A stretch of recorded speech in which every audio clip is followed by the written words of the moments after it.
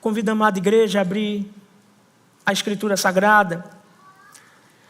No Evangelho de Lucas, como temos meditado, no capítulo de número 22,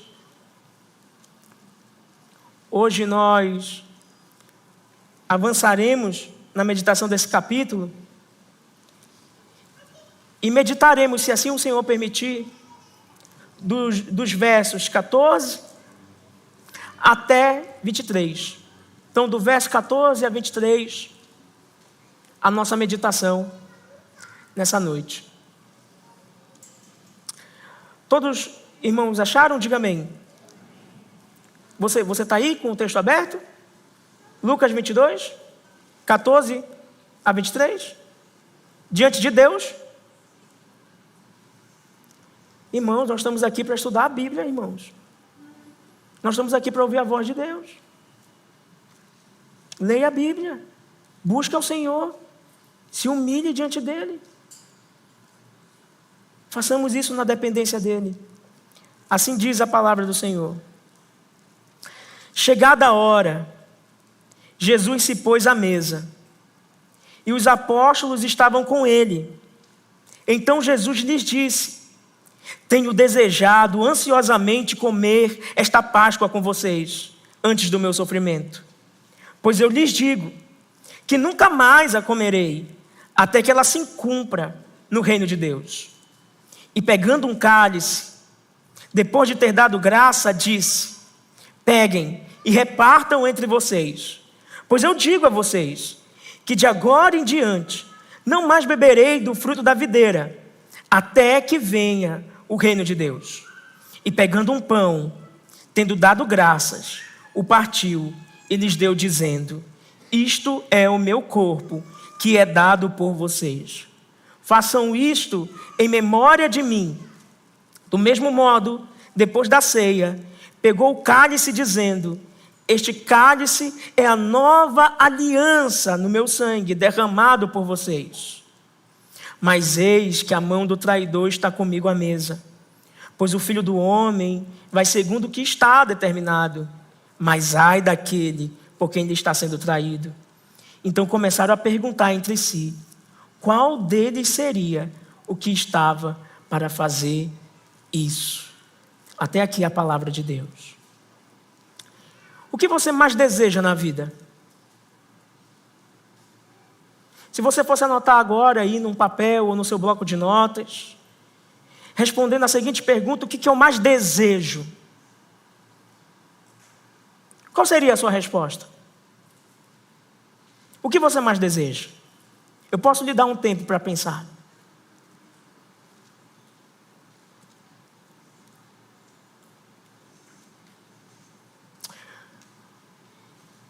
O que você mais deseja?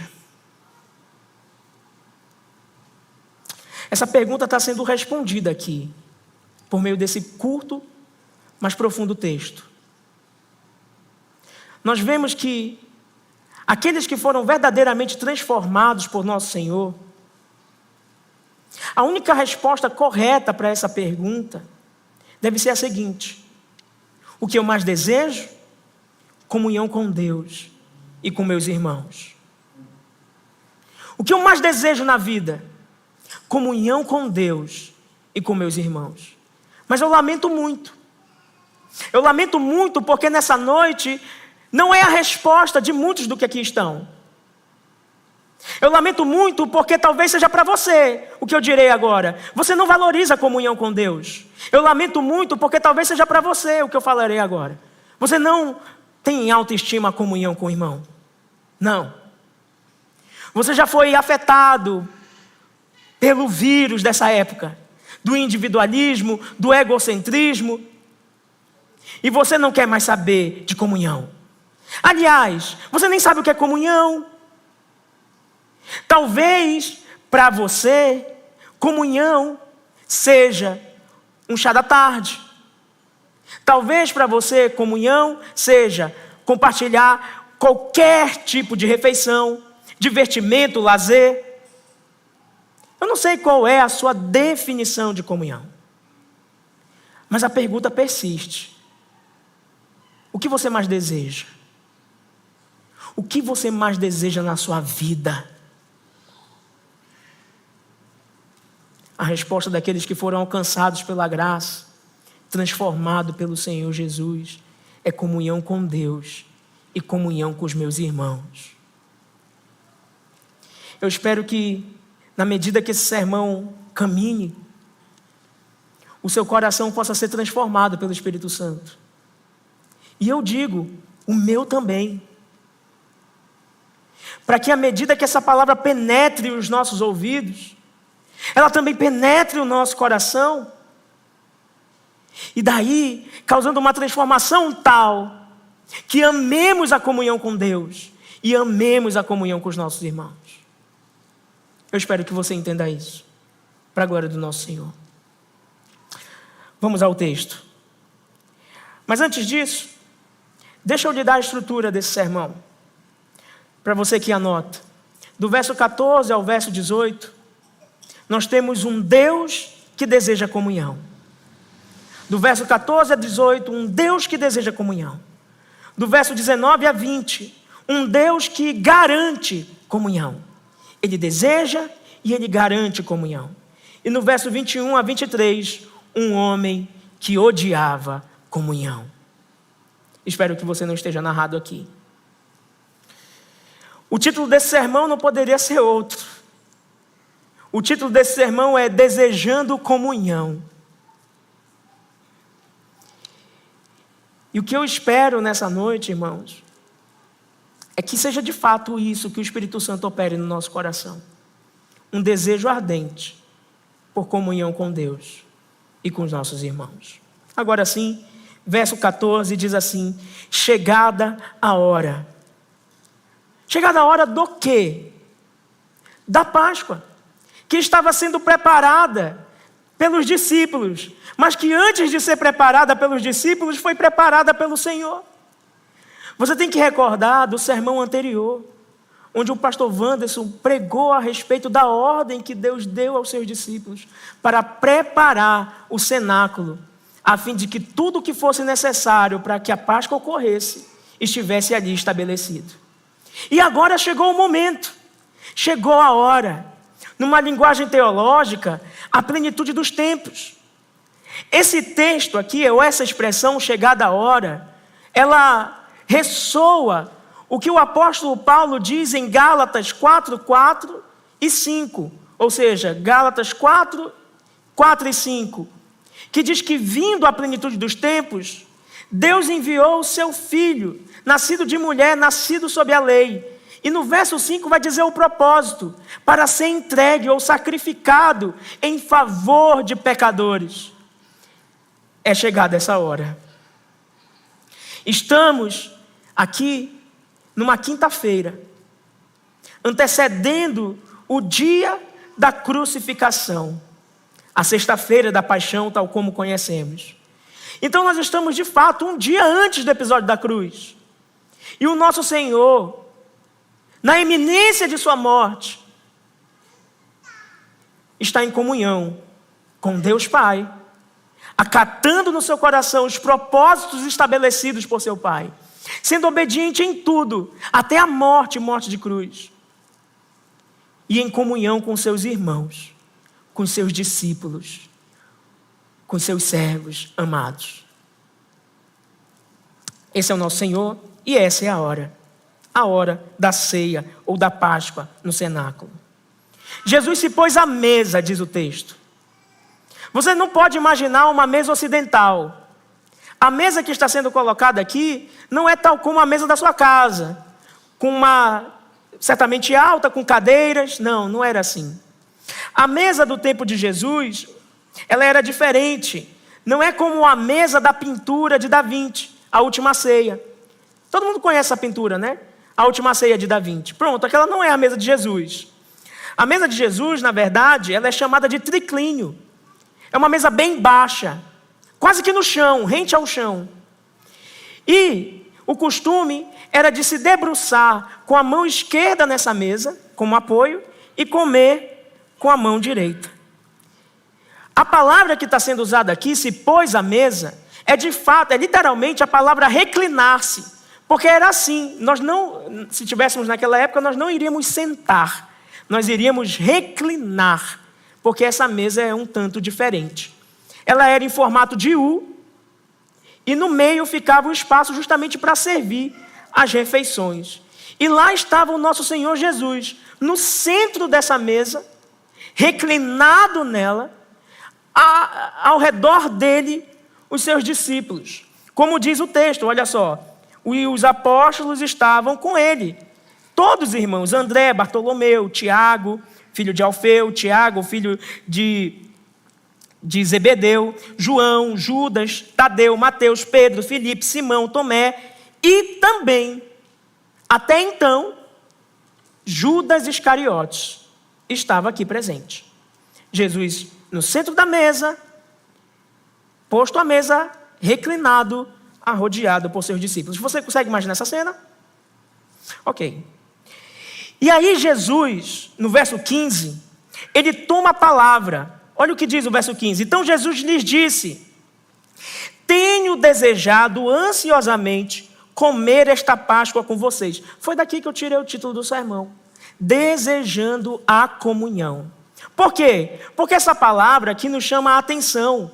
No grego ela é uma dupla repetição. No português não existe isso. Mas é como se fosse desejado com desejo profundo. E fica estranho falar desejado com desejo. Não sou estranho? Mas no hebraísmo, claro que aqui está em grego, mas na cultura judaica, isso existe. Então é como se Jesus estivesse dizendo, e a tradução, ela é bem fiel, porque ela diz assim: desejou ansiosamente. De forma que o desejo de Jesus por essa comunhão é um desejo profundo, real. Ele não esperava ver a hora. Sabe quando você fica ansioso para que algo aconteça? Né? Eu não sei você, mas eu fico um pouco ansioso para vir ao culto. Eu fico assim, 18h10, já, é hora de sair de casa. Que é a hora que a gente sai de casa. Eu fico, mas no sentido positivo, não desesperado, mas ansiando pelo domingo, ansiando por essa hora de reunir. E Jesus estava assim, ansiando por comer esta Páscoa, com um desejo profundo no seu coração. Né? Talvez alguns lembrem, e eu lembro disso, quando eu contava as horas para a Miranda descer da rota da Paioni. Ela vinha e eu subia andando a ladeira de casa. E eu esperava ela descer, para a gente comer um salgado com guaraná. Desejava ardentemente, eu sabia a hora que a rota ia chegar, mas eu já estava lá antes. Desejando ansiosamente. É mais ou menos nesse sentido. E Jesus estava desejando comer esta Páscoa com os seus discípulos. E qual era a ocasião? Isso eu acho interessante. No final do verso 15 diz: antes do meu sofrimento. Como que o Senhor Jesus, antes de um momento de angústia e dor, pensa em comunhão com irmãos? Como que diante de um sofrimento, que é certo que virá, a mente dele não está desesperada, não está ansiosa e preocupada com o sofrimento, mas está ansiosa pela comunhão, por estar com seus irmãos. É isso que ele deseja. Mas eu gostaria de destacar, esse verso 15, a seguinte expressão: Jesus lhes disse. Isso quer dizer que naquela mesa, Jesus tomou a palavra. Ele assumiu a figura do anfitrião da festa. E isso é muito significativo, irmãos. Talvez você não entenda o que está por detrás disso, mas é muito importante. Quem falava na Páscoa era o chefe da família, era o pai. E ele ensinava o significado de cada elemento. Como ouvimos no sermão passado, a Páscoa judaica se dava em 4 atos, que eram 4 cálices. E o pai era responsável por explicar o que era cada um daqueles cálices. O que era o significado dos pães sem fermentos. O que era o significado do cordeiro e da erva amarga. Do sangue nos umbrais. E Jesus está tomando a palavra aqui. E ele está assumindo esse papel de anfitrião e de chefe da família. Mas que família? A família da nova aliança. Jesus está assumindo a posição do chefe daquela família, a família da nova aliança. Ele está se posicionando como o cabeça da igreja. Como diz Efésios 5:23, que Jesus é o cabeça da igreja. E lá está ele, o cabeça da família de Deus, Jesus Cristo, tomando a palavra e dizendo que estava desejando ansiosamente por esta Páscoa. De fato, o que Jesus está dizendo aqui é o que é. A Páscoa, a princípio, que ele está se referindo, é tal nos moldes judaicos. É assim que está acontecendo aqui. Os 4 atos, os 4 cálices estão ocorrendo em sequência. Mas Jesus está fazendo essa Páscoa, que é um elemento da antiga aliança, da antiga orquestra da aliança, do antigo pacto, que nós chamamos de pacto de obras. Jesus está trazendo esse elemento para mostrar a transição da Páscoa para a ceia. Você entendeu isso? Jesus está colocando um ponto final na Páscoa. E está dizendo agora que a ceia assume esse novo local como um símbolo, não mais da antiga orquestra ou da antiga aliança, mas como um símbolo da nova e eterna aliança no seu sangue. Há uma transição aqui. E você precisa entender esses pontos no texto de Lucas. Aliás, aproveito para adiantar algo. A narrativa de Lucas, ela é temática. Ele se preocupa em agrupar os temas de forma crescente. Você entende o que eu digo? Ele pega os mesmos temas e agrupa a fim de que ganhe um clímax. É assim que ele faz. Diferente dos outros, que eles passeiam entre uma narrativa mais cronológica. Então, o que eu estou querendo dizer para os irmãos? Que ao lermos Lucas, não podemos achar que as coisas estão acontecendo no tempo em que está narrado, como se fosse uma sequência histórica dos fatos. É uma sequência dos fatos, mas de forma temática. O tema guia a escrita de Lucas. Isso vai ficar mais claro daqui a pouco para os irmãos. Então, na concepção da narrativa de Lucas, ele está deixando bem claro que a Páscoa passa e a ceia assume esse lugar. O antigo pacto termina e um novo pacto se inicia no seu sangue. O que estava por sombra agora ganha realidade. E por isso, ele assume esse papel de anfitrião e se posiciona como o verdadeiro cabeça da nova família, desejando com desejo comer aquela Páscoa com os irmãos. É como se ele estivesse dizendo, antes do meu sofrimento, né? Amanhã eu vou sofrer, mas hoje eu quero me alegrar com vocês. Quem de nós, irmãos, é capaz de fazer isso? Quem de nós é capaz de fazer isso? Amanhã eu vou sofrer, mas hoje eu quero me alegrar com os meus irmãos. Sinceramente, os irmãos sabem, meu irmão, ele acabou de ter uma situação no hospital, ele teve que descer da sala de emergência para a UTI do hospital. E eu fiquei, várias vezes passou na minha cabeça, o pastor Vance estava comigo, nós fomos até lá no hospital, várias vezes passou na minha cabeça se eu viria ao culto ou não. E justamente nesse texto, em que o Senhor sabe que o sofrimento dele vem, mas ele diz, eu quero a comunhão. Eu quero a comunhão dos meus irmãos, porque é lá que eu vou encontrar fortalecimento na fraqueza. Eu quero a comunhão com Deus. E aqui, irmãos, está uma resposta bem óbvia e bem clara para todos que estão lidando com angústia e sofrimento. Escute bem. Não é em conselhos de ímpios que você vai encontrar paz. Não é nos medicamentos que você vai encontrar paz. Não é fugindo do problema que você vai encontrar paz. Mas você precisa de comunhão com Deus e comunhão com seus irmãos. Esse é o verdadeiro afago no sofrimento. A comunhão com Deus e com nossos irmãos. Eu lhe pergunto, onde você se refugia nos momentos de sofrimento? E eu quero lhe convidar a ler novamente comigo o verso 15. Você pode ler comigo? Leia comigo. Então Jesus lhes disse: tenho desejado ansiosamente. Antes do quê? Como que o nosso Senhor Jesus responde ao sofrimento, irmãos?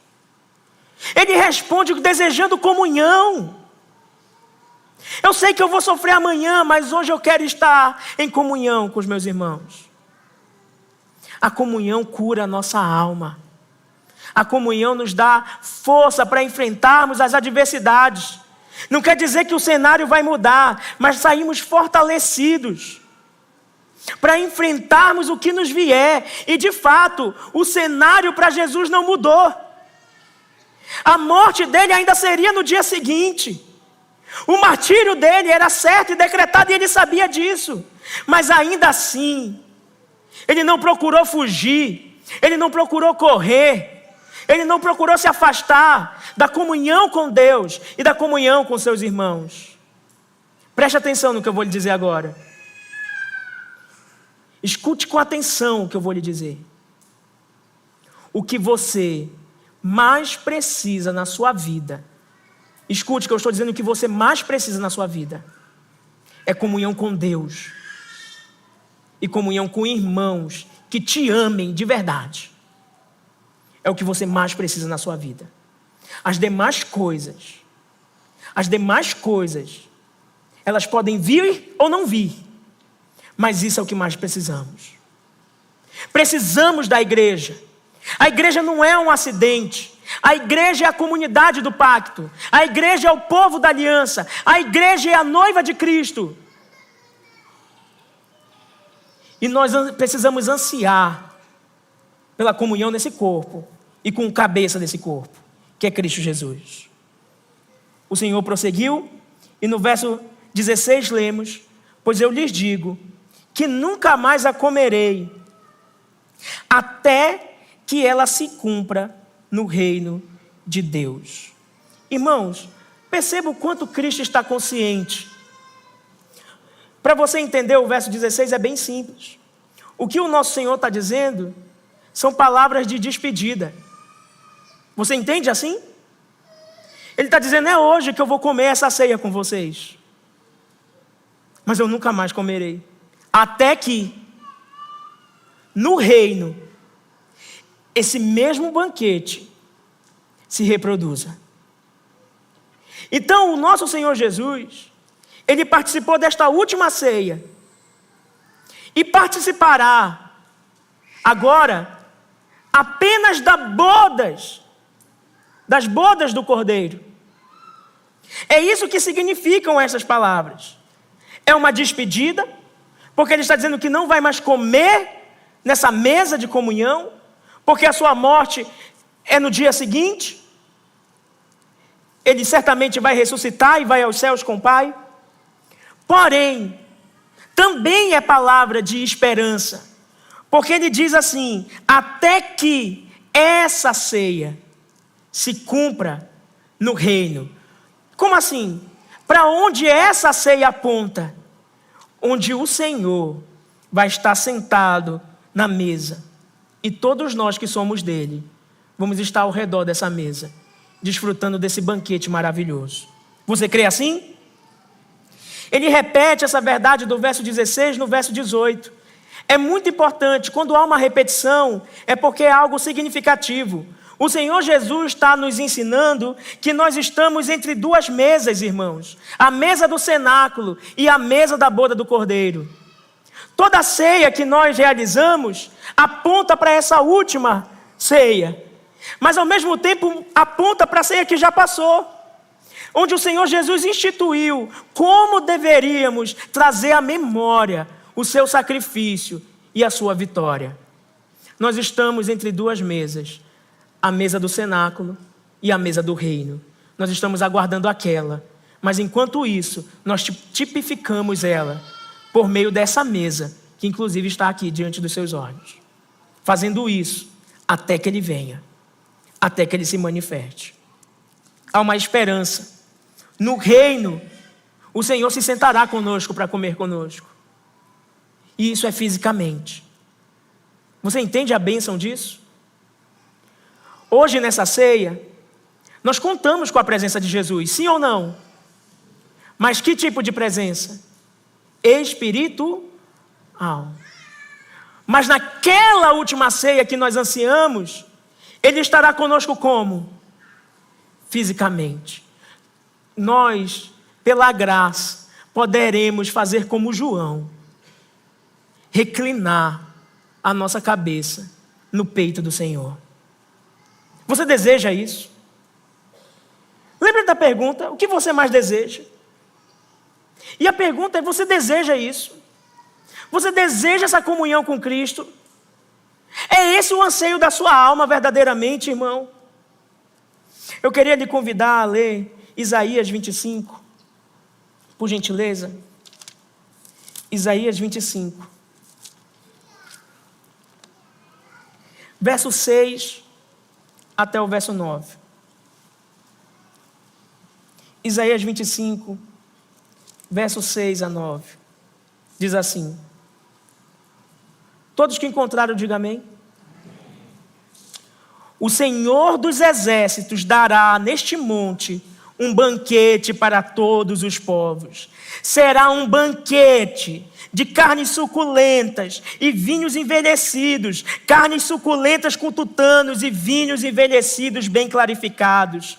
Neste monte, ele acabará com o pano que cobre todos os povos e com o véu que está posto sobre todas as nações. Tragará a morte para sempre, e assim o Senhor Deus enxugará as lágrimas de todos os rostos e tirará de toda a terra o vexame do seu povo. Porque o Senhor falou, naquele dia se dirá: eis que este é o nosso Deus, em quem esperávamos, e Ele nos salvará.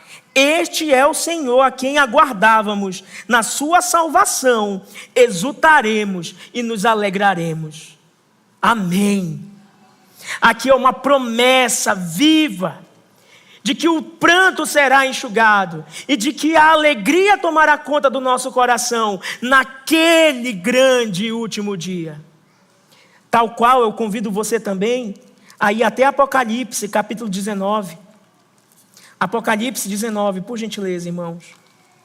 Versos 5 a 9. Apocalipse 19, versos 5 a 9.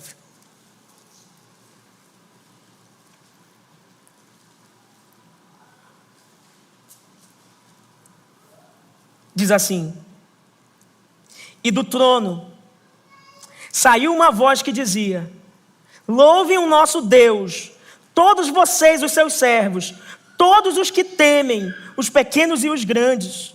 Então ouvi o que parecia ser a voz de uma grande multidão, uma voz como de muitas águas e como de fortes trovões, dizendo: aleluia, pois reina o Senhor, nosso Deus, o Todo-Poderoso. Alegremo-nos, exultemos e demos-lhes a glória, porque chegou a hora das bodas do Cordeiro, e a noiva dele já se preparou. A ela foi permitido vestir-se de linho finíssimo, resplandecente e puro, porque o linho finíssimo são os atos da justiça dos santos. Então o anjo me disse: escreva, bem-aventurados aqueles que são chamados à ceia das bodas do Cordeiro. E acrescentou: são estas as verdadeiras palavras de Deus. Quem é bem-aventurado? Bem-aventurado aqueles que são chamados à ceia das bodas do Cordeiro. O Senhor está nos dizendo, por meio do verso 16 e do verso 18 de Lucas 22, que a ceia que ele celebrou com seus discípulos, celebrará também no último dia conosco, nas bodas do Cordeiro. Você deseja isso? Irmãos, e o que nós vemos aqui, no verso 17, e pegando um cálice, depois de ter dado graças, diz: pegam e repartam entre vocês. É importante que você entenda, e se você está anotando, para que você compreenda a cronologia, tá bom? Nesse exato ponto, no verso 17, o Senhor Jesus encerra a Páscoa nos moldes judaicos. Aqui ele encerra a festividade tal como estabelecida na antiga aliança. Porém, a partir do verso 19, especialmente o verso 19 e 20, o Senhor Jesus institui aquilo que nós celebramos como povo de Deus até hoje, e que nós chamamos de ceia do Senhor. Você entendeu isso? O Senhor Jesus encerra a Páscoa e passa agora para a mesa da ceia, cujos seus símbolos são simples: pão e vinho. E eles apontam para o próprio Cristo e para a própria obra de Cristo.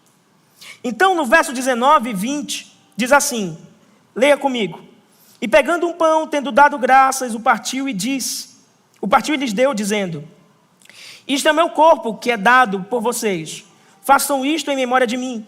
Do mesmo modo, depois da ceia, pegou o cálice, dizendo: este cálice é a nova aliança no meu sangue, derramado por vocês. Talvez a confusão se dá pela palavra ceia, mas quando ele diz depois da ceia, ele fala depois da ceia, tal qual os modos judaicos, tal qual instituída na antiga orquestra, na antiga aliança, a Páscoa judaica. E Jesus traz para nós algo novo, um novo simbolismo, que é memorial e sacramento ou ordenança da nova aliança no seu sangue. É o que passamos a ver. Jesus, portanto, ele passa da sombra da Páscoa para a realidade da ceia. E isso nós podemos enxergar, e eu convido você a enxergar isso. Abra, por gentileza, as Escrituras, em Hebreus, capítulo 10. Por gentileza, Hebreus 10. E deixe Hebreus marcado aí na sua Bíblia. Hebreus, capítulo 10. Vamos ler do verso 1 a 10. Hebreus 10, verso 1 a 10. Diz assim, leia com atenção. Ora, visto que a lei é apenas uma sombra dos bens vindouros, não a imagem real das coisas, nunca consegue aperfeiçoar aqueles que se aproximam de Deus com os mesmos sacrifícios que ano após ano continuamente eles oferecem. O que está sendo dito aqui, irmãos? Que os sacrifícios da antiga aliança, a repetição da morte do Cordeiro, não trazia pureza ou purificação para ninguém, porque era necessário ser repetido sempre e sempre. Olha o verso 2. Se isto fosse possível, será que os sacrifícios não teriam deixado de ser oferecidos? Porque os que prestam culto, tendo sido purificados uma vez por todas, não mais teriam consciência de pecados. Entretanto, nesses sacrifícios ocorre recordação de pecados todos os anos, porque é impossível que o sangue de touros e de bodes remova pecados. Por isso, ao entrar no mundo, Cristo disse: sacrifício e oferta não quiseste, mas preparaste um corpo para mim. Não te agradaste de holocaustos e ofertas pelo pecado. Então eu disse: eis, aqui estou, no rolo do livro está escrito a meu respeito. Estou aqui para fazer, ó Deus, a tua vontade.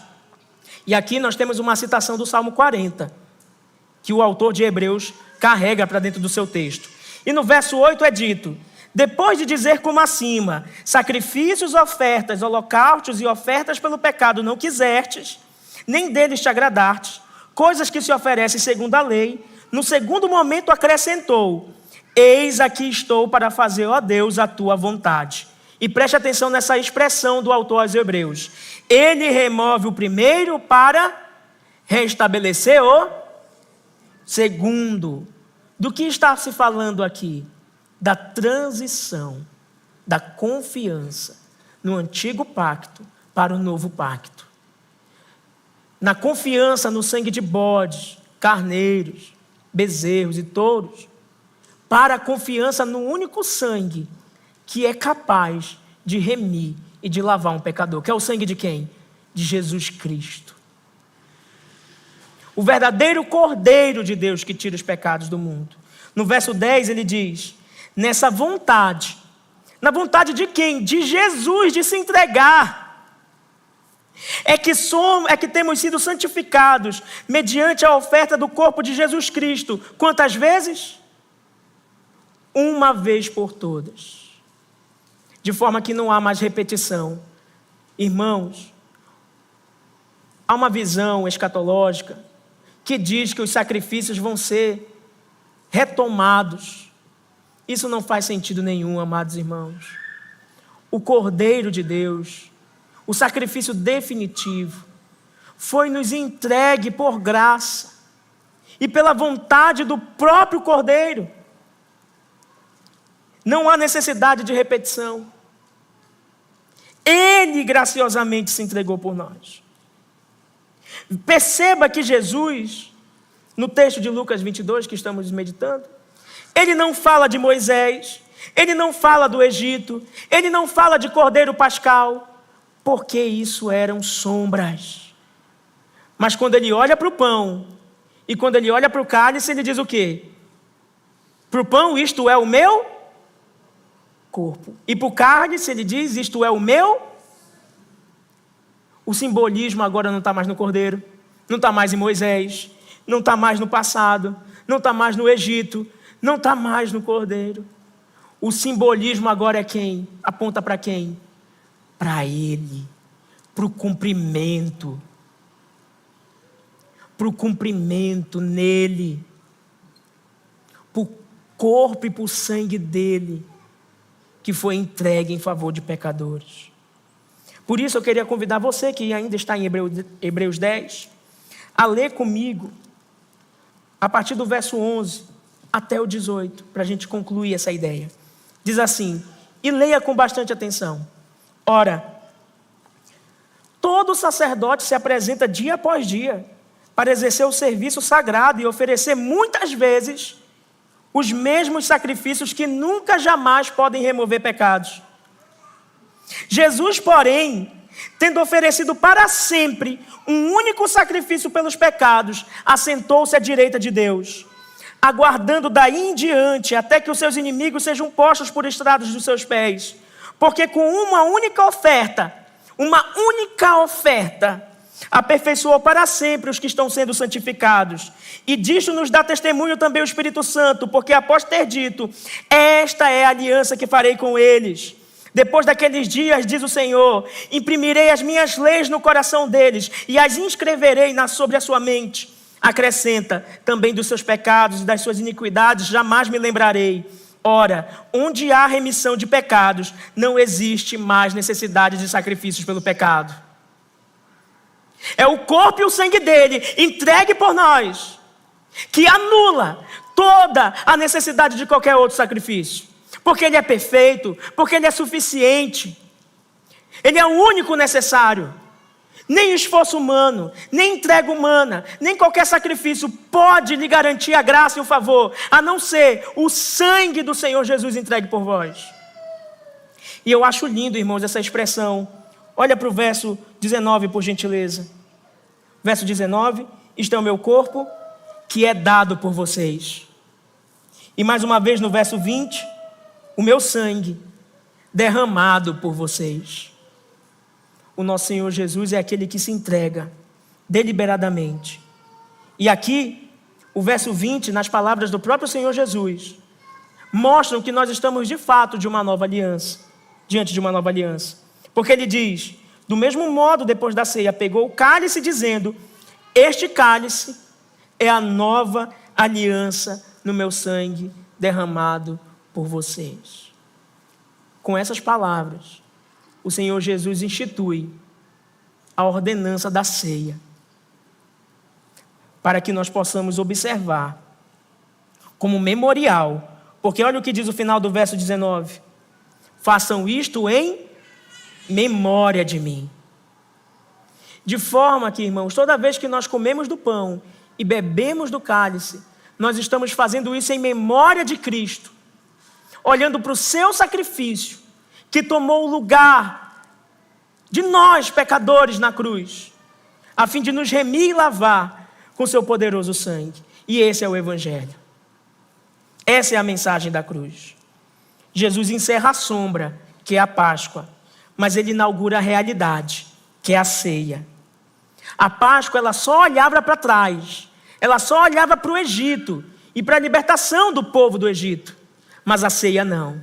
A ceia, ela olha tanto para trás, para a cruz, como ela também olha para frente, para as bodas do Cordeiro, para o dia em que o nosso Senhor se manifestará, para frente, para as bodas do Cordeiro, ou, tal como o Senhor Jesus chama aqui, cumpra no reino, ou seja, a plenitude do reino. Quando o reino vier de forma plena, e o nosso Senhor, juntamente com Ele, estaremos celebrando, como seu povo reunido em comunhão, as bodas do Cordeiro. Que esse seja o nosso maior anseio, irmãos. Eu lhe digo que a ceia do Senhor, essa ceia aqui, ela é o ensaio do banquete final. E se ela é um ensaio do banquete final, eu lhe pergunto, como você tem se portado diante dessa ordenança instituída pelo Senhor Jesus Cristo e não por homens? Eu lhe pergunto isso. Porque há pessoas que banalizam a ceia do Senhor e, como diz o apóstolo Paulo, tomam juízo para si, por não examinarem a si mesmo e não discernirem o corpo. Irmãos, como temos ensaiado, tal como você encara o culto, é como você vai encarar o céu? Tal como você ouve a palavra de Deus dita pelo um pregador fraco, é como você ouvirá pelo próprio Cristo? Tal como você lida com as ordenanças do Senhor, é como você se sentará nas bodas do Cordeiro? Você tem ensaiado mal. E você precisa de arrependimento. Mas Deus tem graça para te ofertar.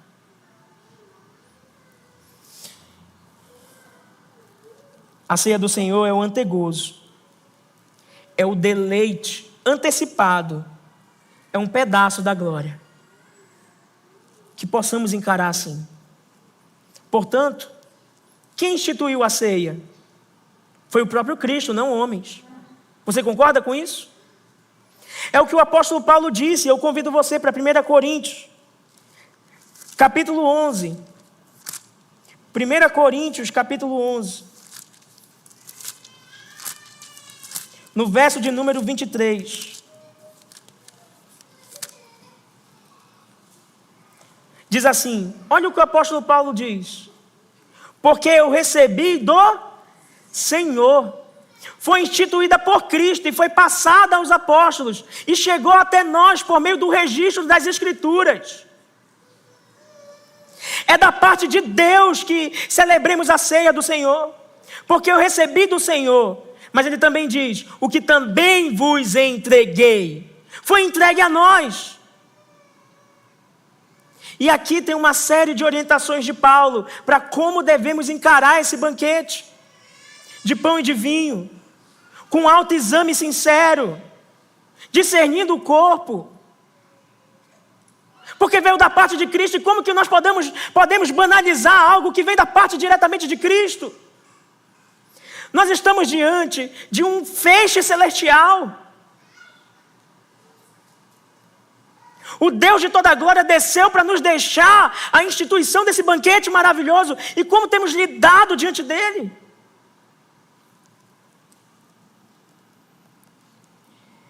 É uma ordenança da nova aliança. Porque devemos fazer isso em memória dele, até que ele venha. Como narra o apóstolo Paulo. Nós sabemos que pão é pão. Nós sabemos que vinho é vinho. E como diz o final do verso 19, é em memória dele, é um memorial. Mas nós contamos também com a presença espiritual do nosso Senhor. A presença dele é real. quando nós estamos celebrando a ceia do Senhor. Porque foi Ele quem disse: eis que estarei convosco todos os dias até a consumação dos séculos. Então, como podemos banalizar a presença de Deus quando celebramos tal grande ordenança? Vigiemos, irmãos. Está diante de nós um pedaço do céu. Isso está apontando para a bodas final, as bodas do Cordeiro, a qual dizemos com a nossa boca desejar ansiosamente. Mas certamente será que desejamos? A ceia é essa comunhão da entrega de Cristo. Como diz o verso 19: corpo que é entregue, que é dado por vocês, o sangue que é derramado por vocês. É uma entrega voluntária. Deus se entregou por nós. Deus se deu a sofrer por nós. E portanto eu repito, nós vivemos entre duas mesas. A mesa do cenáculo e a mesa do reino. Das bodas do Cordeiro. E toda a mesa entre aquela primeira e esta última é um ensaio para o dia da grande reunião, da comunhão com Deus, juntamente com os nossos irmãos. E o nosso Senhor Jesus, diante dessa realidade, disse: tenho desejado ansiosamente, mas muitos de nós não desejamos ansiosamente comunhão. Nem com Deus, nem com o próximo. Ceia do Senhor é comunhão, irmãos. Verdadeira comunhão. E quantos de nós temos alimentado inimizade ou indiferença uns com os outros? Seja de dentro da comunidade ou de fora. Quantos de nós temos vivido uma vida vergonhosa, dissoluta em pecados, entregue à malícia, para achar que essa ceia tem algum poder sobre você, que vai fortalecer a tua fé? Não vai, ela vai te condenar mais e mais. Vai ser um cálice de condenação ao invés de salvação. Com isso nós não estamos incentivando a você não participar. Você acha que é isso, não participar? Não é essa a resposta correta. A resposta correta é qual? Quem pode dizer? Qual é a palavra? A palavra é arrependimento. E se tem uma coisa que a mesa nos chama, é para o arrependimento. Jesus está dizendo assim: ei, meu inimigo, sente comigo, mas se arrependa. É o Senhor que compartilha a mesa, mas nos quer transformados nela. Sabe, irmãos, é aqui que eu posso caminhar para o verso 21 a 23 e para o fim desse sermão. No verso 21 a 23, lemos o seguinte, por favor, acompanhe na sua Bíblia. Mas eis que a mão do traidor está comigo à mesa. Sim, Judas estava com Jesus naquela mesa. Os 12 estavam lá. Mas lembra que eu falei para você que Lucas ele não narra as coisas cronologicamente, mas ele narra tematicamente? Você lembra dessa informação? De forma, irmãos, que o modo que nós estamos lendo aqui não é o modo que aconteceu cronologicamente. Isso é fácil de demonstrar para você. Perceba. Olhe para Lucas 22, o verso 3 a 6. Olhou? Só basta passar os olhos. Lucas 22, verso 3 a 6. Você olhou? O que está acontecendo aí? Judas saiu para trair Jesus. Mas olha agora para Lucas 22, verso 23. Ninguém sabe quem é que vai trair Jesus. Quem é que vai trair Jesus? Então, você já percebeu que Lucas não narra cronologicamente, certo? Porque primeiramente ele narrou que Judas traiu, para depois dizer que na hora da Páscoa, os discípulos estavam em dúvida. Bom, irmãos, onde que nós encontramos a resposta para isso? Encontramos em João 13, verso 30. João narra cronologicamente. E você vai ver lá que após o Senhor oferecer um bocado de pão para Judas, e você pode ler, eu repito, João 13, 30. Após oferecer um bocado de pão para Judas, o pão molhado, que significa o quê? É o pão da Páscoa, é um pão de comunhão. Judas come aquele bocado e ele sai imediatamente para trair Jesus.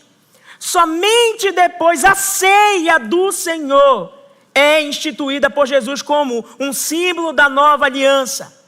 De forma que nós entendemos que a mesa da nova aliança é para os regenerados. A mesa da nova aliança é para os salvos. A mesa da nova aliança é para os crentes. E Judas não participa desta, mas participa da mesa da Páscoa, a qual ele sai apressadamente. Sai depressa. Por quê? Porque não queria ter parte com Cristo. Era o traidor. Mas por que Lucas coloca como se fosse no final? É porque há um propósito de Lucas, um propósito teológico. E aqui eu preciso fazer duas afirmações para os irmãos. A primeira, há uma doutrina da Bíblia aqui.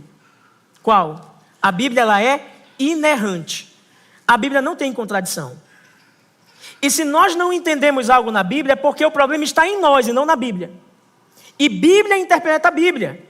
Então nós precisamos recorrer a um texto mais claro para lançar luz sobre o texto mais obscuro. E é o que nós acabamos de fazer aqui. Vimos que João nos responde à questão de Judas. Mas além disso, irmãos, há a doutrina da infalibilidade. Sabe por quê? Olha o que diz o verso 22. Pois o Filho do Homem vai segundo o que está determinado. Mas ai daquele por quem ele está sendo traído. Jesus sabe exatamente tudo o que vai acontecer. E a palavra dele é infalível, assim como as escrituras são infalíveis. O que o Senhor diz que vai acontecer, é de fato o que vai acontecer, e não tem como ser diferente. Há um determínio de Deus sobre todas as coisas, pequenas ou grandes.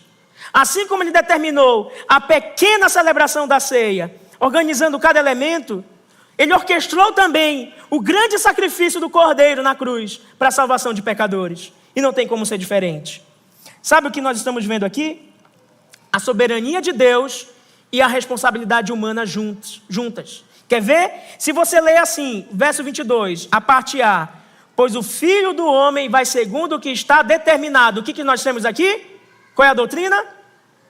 Soberania de Deus. E na parte B, mas ai daquele por quem ele está sendo traído. Que doutrina nós temos aqui? Responsabilidade humana. Essas duas doutrinas não são contrárias, não são contraditórias. Há uma determinação de Deus sobre cada coisa, mas o ser humano é totalmente responsável pela sua pecaminosidade. Há uma orquestração do Deus Santo, sábio, todo-poderoso. Mas ainda assim, ai de Judas.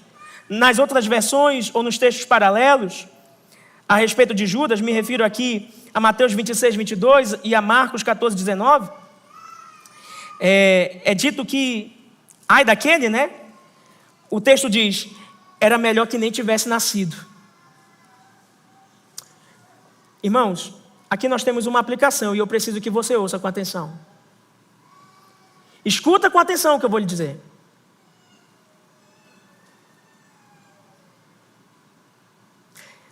Era melhor que você nem tivesse conhecido o Evangelho. Se o que você está buscando fazer é abandonar o Evangelho.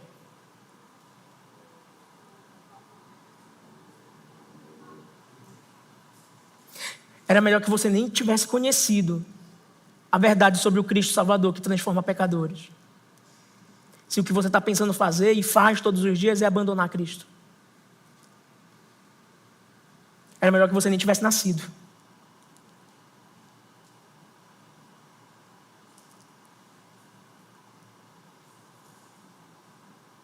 Isso faz sentido para você?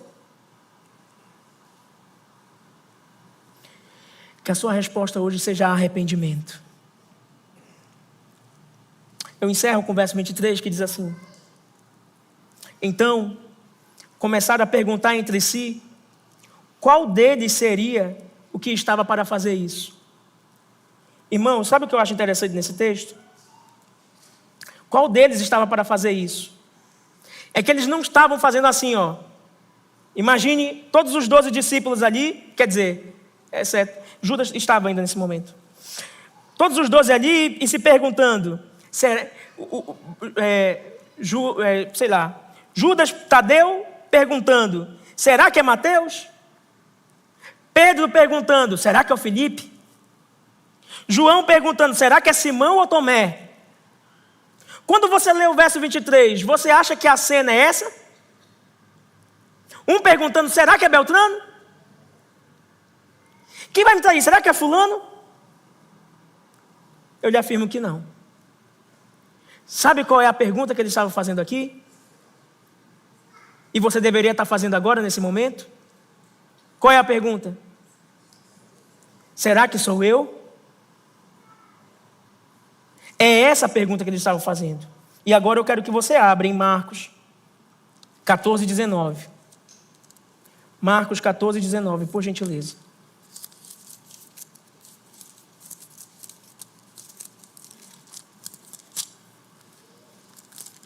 Você achou?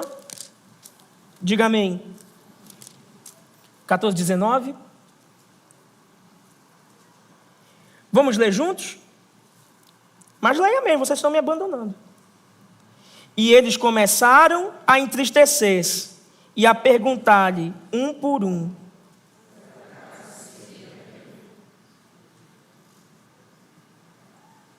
A gente tem que parar de ficar olhando para o outro, quando no nosso próprio coração pode existir um Judas. É como Jesus mesmo disse: tira a trave do teu olho, para que tu possa então ajudar o teu irmão a tirar o cisco do olho dele. Numa noite como essa, irmãos, nós deveremos repetir essa mesma pergunta: será que sou eu? Não para sair louco, abandonando a Cristo aí. Mas se você se preocupa, se no teu coração te pesa, se você fica perguntando assim: será que sou eu? Eu quero lhe dar esperança. Se você fez essa pergunta hoje, é porque Deus habita no teu coração. Sabe qual foi o único que não fez a pergunta: será que sou eu? Qual é a resposta?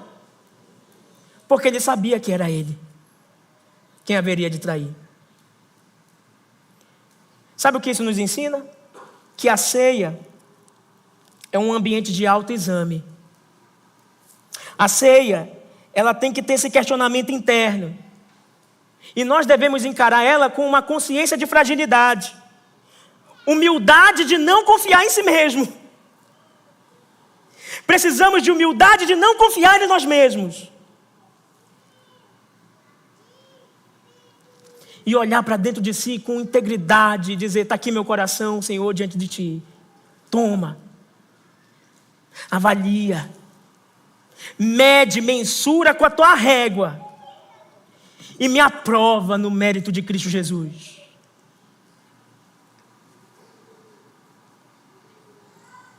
Como nós podemos aplicar essas verdades? 4 aplicações.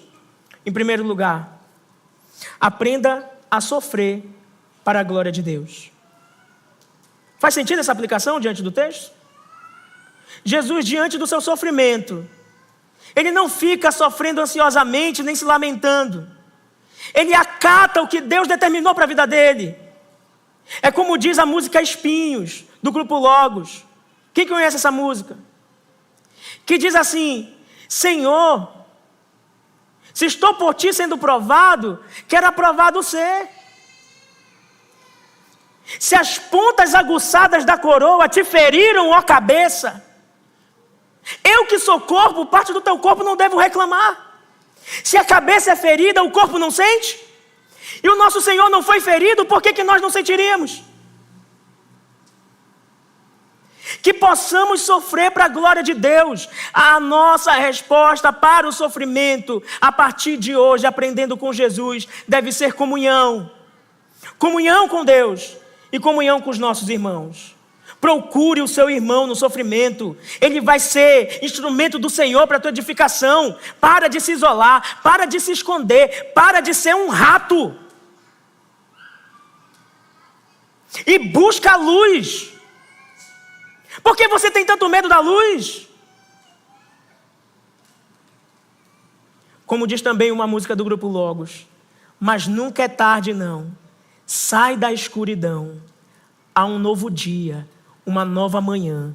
A mesma casa tem portas abertas, pessoas certas, amigos e irmãos.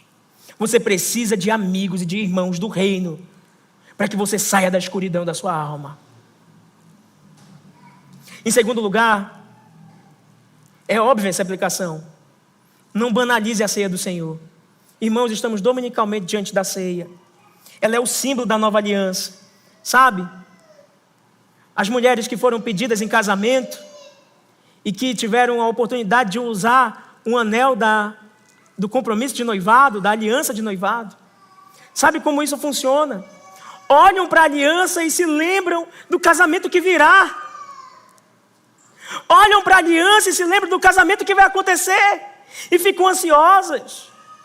Nós, irmãos, como igreja e noiva de Cristo, deveríamos olhar para esse banquete e ver nesse banquete a aliança nos nossos dedos. E desejar o casamento para onde essa aliança está apontando. E desejar que o noivo nos tome para si e nos reúna com ele para sempre, para que possamos comer da sua mesa.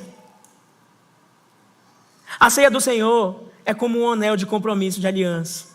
E Ele está dizendo para nós dominicalmente: eu voltarei e o casamento acontecerá. Amém? Tome-a com reverência, portanto. Em terceiro lugar, leve a sério o autoexame. Perceba que todos ao final se perguntam: será que sou eu? Irmãos, o apóstolo Paulo nos instrui a discernir o corpo, mas também a olhar para dentro de nós. Há pecados para confessar? Há pecados para abandonar? Pastor, eu confesso o meu pecado, tento mudar porque eu sei que arrependimento é mudança, mas eu volto para lá. Está faltando uma coisa. Você está fazendo o passo 1 e o passo 3. E está esquecendo do passo 2. O passo 1 é confessar. O passo 3 é mudar. Está certo. E muitas pessoas vivem nessa dinâmica de confessar e tentar mudar e falhar. Porque falta o passo 2. Que é receber a graça do Senhor. Que é receber o perdão de Deus. Muitas pessoas não conseguem mudar, porque elas vão na força do próprio braço. Elas confessam, mas elas recebem o perdão da sua própria consciência. Elas não recebem o perdão da graça de Cristo. E sabe como é que se recebe o perdão de Cristo? Confiando que Cristo morreu na cruz e já te colocou numa posição de santo. E que ninguém pode te arrancar de lá. Então Deus se obriga, por causa de Cristo, a nos perdoar sempre que com coração sincero confessamos a Ele. De forma que sempre há perdão para quem verdadeiramente se arrepende. É confessar, receber a graça e mudar. Você precisa da graça de Cristo. Não é de você, é dele que vem a mudança. E em quarto e último lugar, é óbvio, confie no sacrifício de Jesus Cristo, o nosso Senhor. Ele é aquele que entregou o seu corpo por nós. Ele é aquele que derramou o seu sangue por nós. E inaugurou no seu sangue e na sua carne uma nova e eterna aliança. Sabe o que significa essa eterna? É que essa aliança em Cristo Jesus, ela é inquebrável. Portanto, como afirma Romanos 8, nenhuma condenação há para aqueles que estão em Cristo Jesus. E como esse mesmo texto nos afirma, nada pode nos separar do amor de Deus que está em Cristo Jesus. Você precisa de fazer uma coisa hoje, desesperadamente. Sabe o que é? Você precisa desejar uma coisa hoje, desesperadamente. Sabe o que é? O que você precisa desejar, meu irmão? Comunhão com Deus e com seus irmãos. E nós simbolizamos isso todo domingo, até que Ele venha. Que o Senhor Deus aplique a sua palavra nos nossos corações.